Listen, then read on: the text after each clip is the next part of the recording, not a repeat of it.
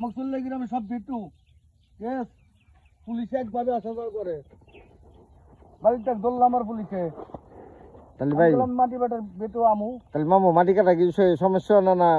ভালো হয় এলাকার উন্নয়ন হয় কও তুমি রোজার মাসে বিড়ি খাইতেছ মামা এটা ঠিক না ঠিক আছে এই মাটি বেচছো না মাটি বেচছো না না করে দিলাম তো এই যে শুনলেন একজন বিএনপি ভালো একজন কর্মী ছিল এরা মাঠ পর্যায়ে খুব খাটাখাটি করছে এরা চায় না নদীর মাটি মুটি যাতে না কাটা হয় ঠিক আছে এটা মাটি বেচে খলিল মোহরি মাটি বেচে এমনকি তার সহযোগিতা হইলে দুইবারে আমি লীগের এই যুবলীগের সভাপতি ছিল এই 20 মেম্বর দুইবার মেম্বরই করছে আর নদী কাটার ফাইল হয়ে আমি লীগের আমলে শিখছি ঠিক আছে এখনো এই তার